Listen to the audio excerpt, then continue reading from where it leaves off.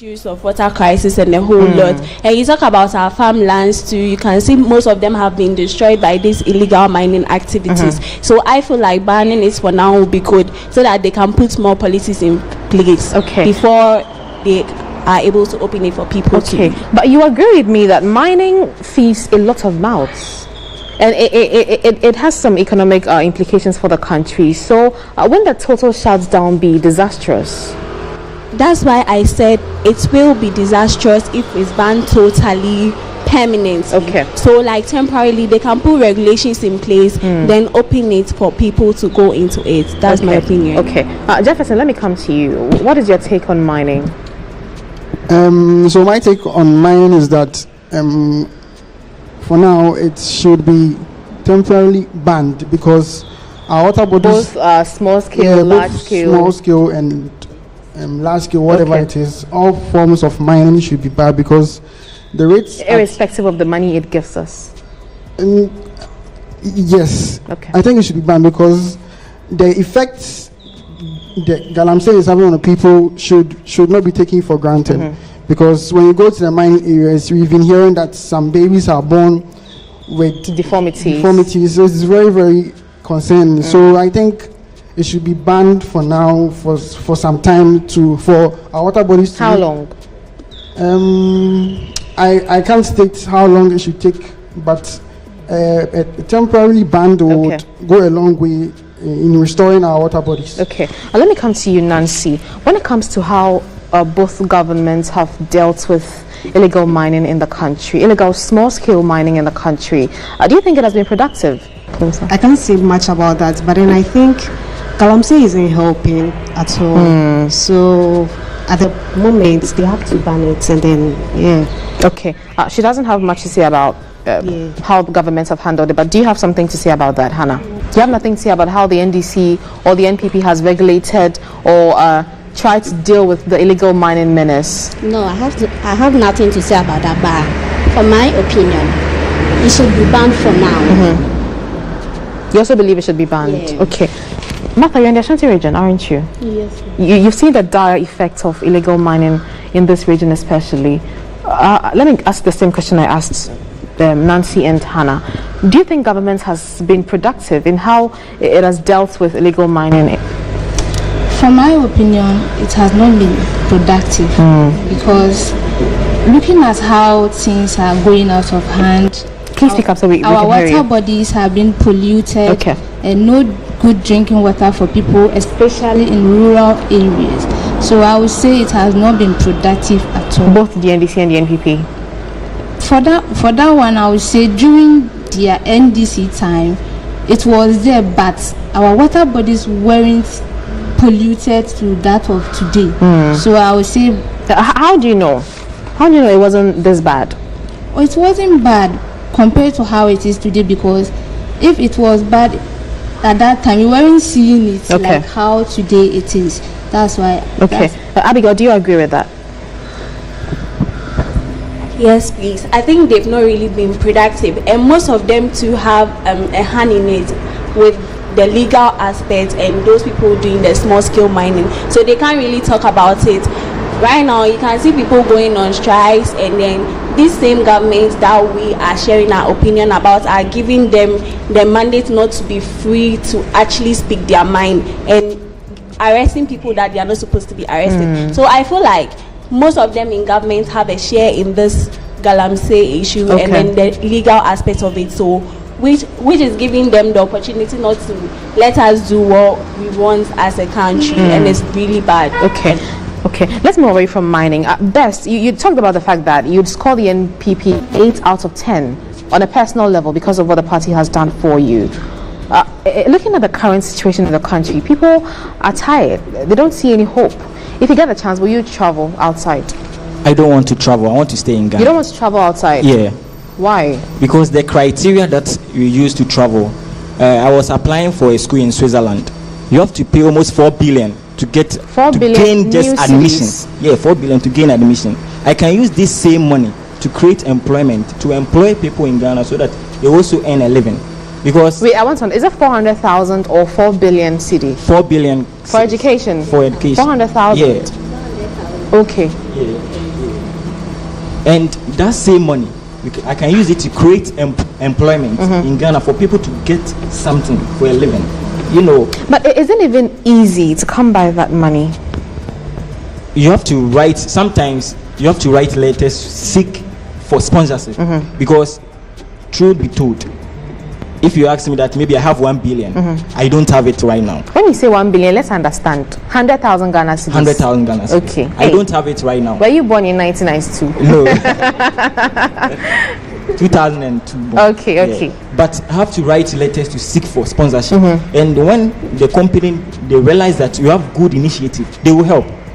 Yeah, I've served as SLC Clubs and Society Commissioner. Okay. Where we register people, the clubs, like Amana this year, Pope Jones, and sometimes go to a time you have to organize program. You have nothing on you, but through the initiative that you send to some company, oh, this is a good initiative, so let's help, and they will help.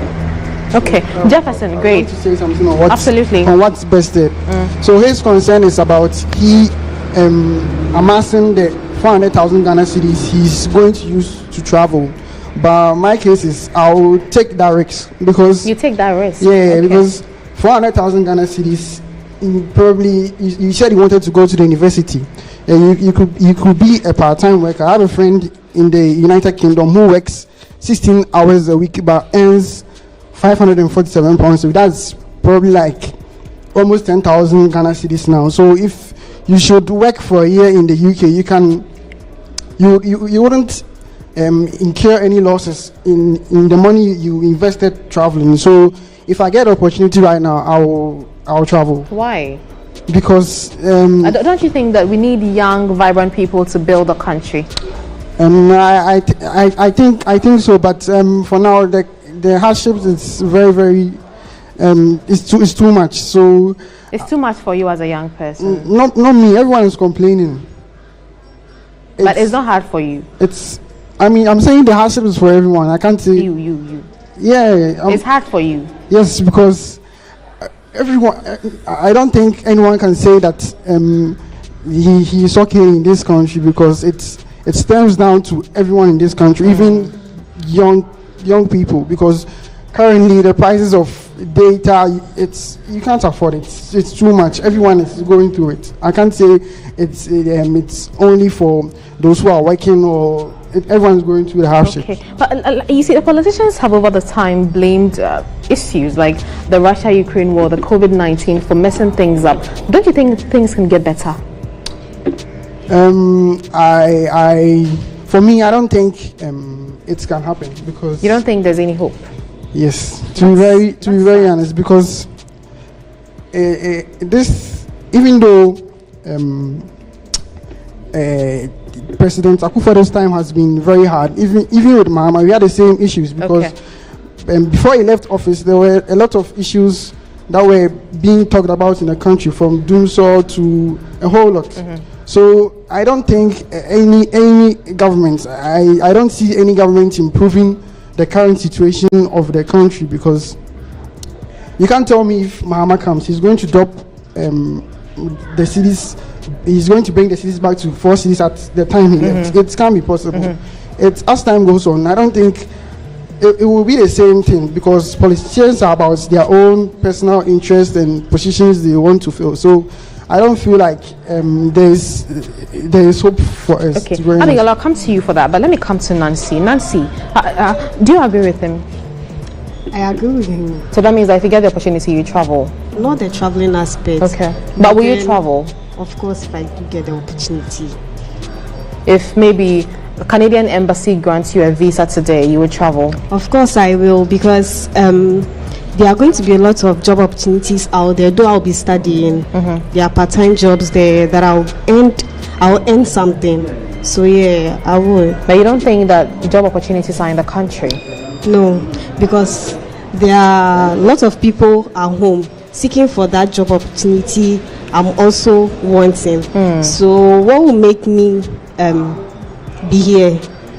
There's no point. There's no point staying here. I see. We'll do a quick commercial break, but before that, Hannah, briefly, if you get the opportunity, will you travel? No, I'm not. You will not travel? I'll not. Why? Because we the young ones have to come together and fight the hardship in the country. But the hardship is exhausting us. We are not seeing hope. When we stand up and fight over it will reduce. How do you intend to fight? Okay, Abigail. If I get the opportunity, yes, I'll travel. But me traveling doesn't mean I won't come back to my roots if I make it. Because when I go there and I have the knowledge, especially looking at how our raw materials are just being transported outside, just like that, and they are gaining more money than us. If I go there and I get the opportunity to know about these things and how I can reproduce it into more beneficiary things for us to get more from our foreign exchange things, then I'll come back and use that knowledge equally here. Okay, thank you very much, Abigail. You're still watching the Gen Z Manifesto. I am too well done. So let's go for a quick commercial break. We'll be right back.